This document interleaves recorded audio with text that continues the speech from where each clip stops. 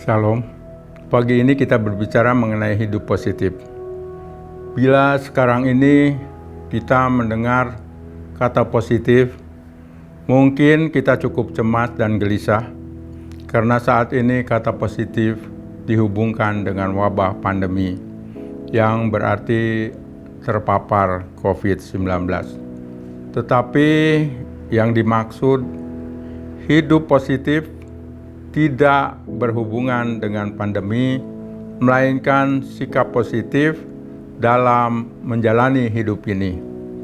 Ada banyak faktor yang dapat membuat kita kehilangan sikap positif dalam hidup kita, misalnya penderitaan yang berkepanjangan, mengalami sakit yang tidak sembuh-sembuh, usaha yang tidak kunjung berhasil, tekanan dan beban hidup yang semakin berat, dan persoalan hidup lainnya. Mungkin juga masa pandemi sekarang ini dapat mengikis sikap positif karena usaha ditutup, pemutusan hubungan kerja, tidak ada penghasilan untuk menunjang hidup, masa pandemi yang berkepanjangan, dan tidak tahu kapan akan berakhir, dan sebagainya. Semua situasi ini berpotensi membuat setiap orang menjadi lemah, putus asa, dan kehilangan gairah untuk hidup.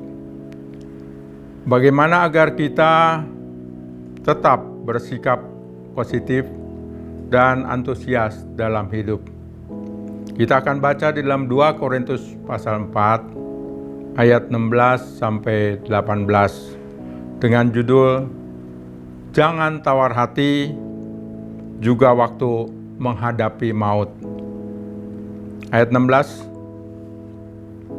Sebab itu kami tidak tawar hati, tetapi meskipun manusia lahiriah kami semakin merosot, namun manusia batiniah kami diperbaharui sehari ke sehari.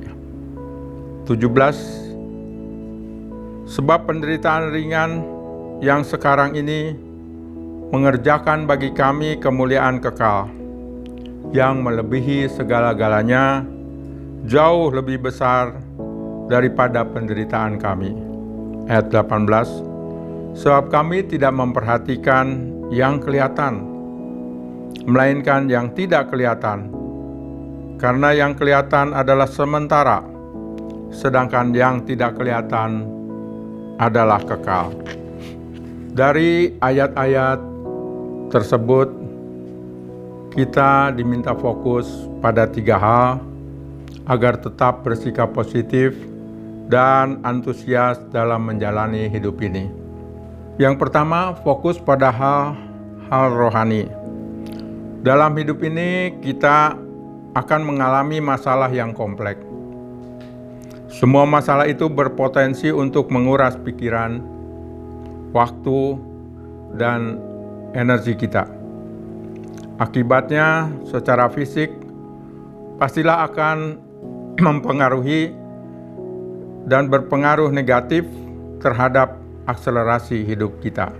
Rasul Paulus mengatakan, sebab itu kami tidak tawar hati, tetapi meskipun manusia lahiriah kami semakin merosot, namun manusia batiniah kami diperbaharui dari sehari ke sehari.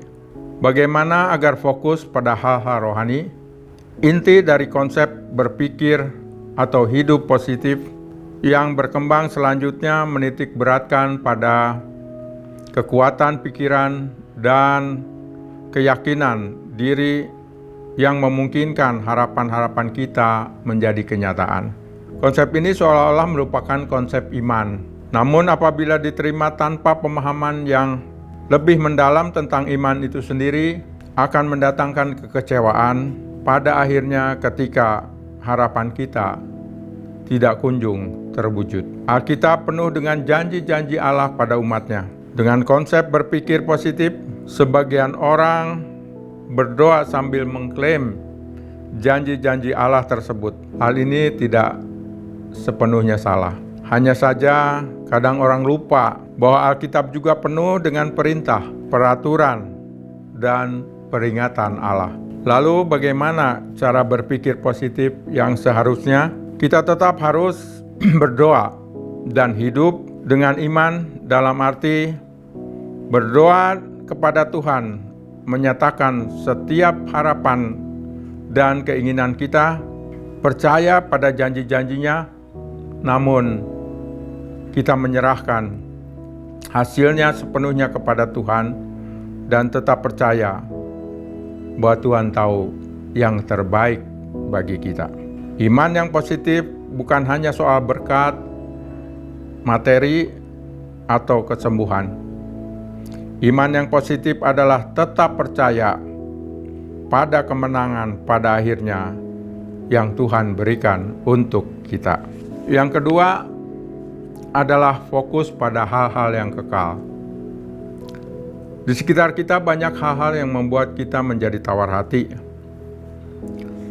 Jangan terperangkap dengan keadaan yang ada, tetapi arahkan pandangan pada kekekalan. Karena itulah tujuan hidup kita di dunia ini. Paulus menulis, sebab kami tidak memperhatikan yang kelihatan, melainkan yang tidak kelihatan. Karena yang kelihatan adalah sementara, sedangkan yang tidak kelihatan adalah kekal. Seberat apapun masalah yang ada hari ini, ingatlah bahwa sifat masalah itu sementara dan pasti akan berakhir. Seringkali manusia hanya melihat mengapa dirinya tidak memiliki kehidupan seperti orang lain. Melihat kelebihan, keberhasilan, kepandaian, kecantikan, atau keberuntungan orang lain. Manusia lupa bahwa dirinya tidak dapat dibandingkan dengan siapapun, karena Tuhan menciptakan manusia sesuai dengan tujuan yang ditentukan baginya. Hanya manusia seringkali tidak mengetahui bahwa pergumulan di dalam hidupnya tidak akan melebihi kekuatannya. Menjadi kuatlah dan percayalah bahwa beban yang menghimpit tidak akan melebihi kemampuan dalam menanggungnya. Jangan pernah ragukan keadaan yang saat ini dialami, karena jika mengandalkan Tuhan, semuanya akan mendatangkan kebaikan bagi kita. Hiduplah dengan cara pandang positif sebagai bukti bahwa kita memiliki kekuatan yang dari Tuhan. Sekarang yang ketiga adalah fokus pada hal-hal yang mendatangkan kemuliaan. Tidak ada kemuliaan tanpa salib. Artinya, tanpa penderitaan mustahil kita mendapatkan kemuliaan. Itulah sebabnya sekalipun sekarang ini kita mengalami berbagai penderitaan, tetaplah bersemangat untuk mengikut dan melayani Tuhan, karena dengan cara itulah kita akan dibawa kepada kemuliaan. Sasaran utama dari kehidupan orang percaya ialah menyenangkan hati Allah dan menjunjung tinggi kemuliaannya. Kita menghormati Tuhan dengan ketaatan, ucapan syukur, ketergantungan, doa, iman, dan kesetiaan kita. Ketetapan dalam firman, lakukanlah semuanya itu untuk kemuliaan Allah. Harus menjadi petunjuk utama kehidupan, tuntunan bagi perilaku, dan ujian dalam tindakan kita. Kita berpikir agar setiap tindakan kita didasarkan pada semangat untuk memuliakan Allah. Sebagai orang percaya, kita juga dituntut untuk bisa menyenangkan orang lain melalui perkataan dan tindakan dalam kehidupan sehari-hari. Berusaha menyenangkan orang lain dimulai dengan membuang sikap egois, sikap yang hanya memikirkan kepentingan diri sendiri dan mengabaikan kepentingan orang lain. Kita harus bisa menyenangkan semua orang untuk satu tujuan mulia, yaitu mereka beroleh selamat. Itulah 3 hal yang harus kita lakukan agar tetap bersikap positif dan antusias dalam menjalani hidup ini. Ayat terakhir, diberkatilah orang yang mengandalkan Tuhan, yang menaruh harapannya pada Tuhan. Ia akan seperti pohon yang ditanam di tepi air, yang merambat akar-akarnya ke tepi batang air, dan tidak mengalami datangnya panas terik.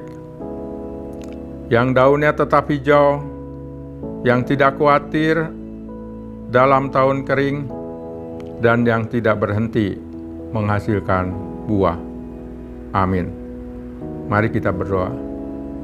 Bapa, kami bersyukur kalau pagi ini kami diingatkan oleh kasih-Mu. Biarlah kami tetap hidup positif. Kami antusias di dalam menjalani hidup ini, karena kami tahu Engkau beserta kami. Apapun masalah yang kami hadapi, terutama di dalam masa pandemi ini, kami percaya Engkau beserta kami. Engkau menolong kami. Kami percaya Tuhan menolong memimpin dalam hidup kami.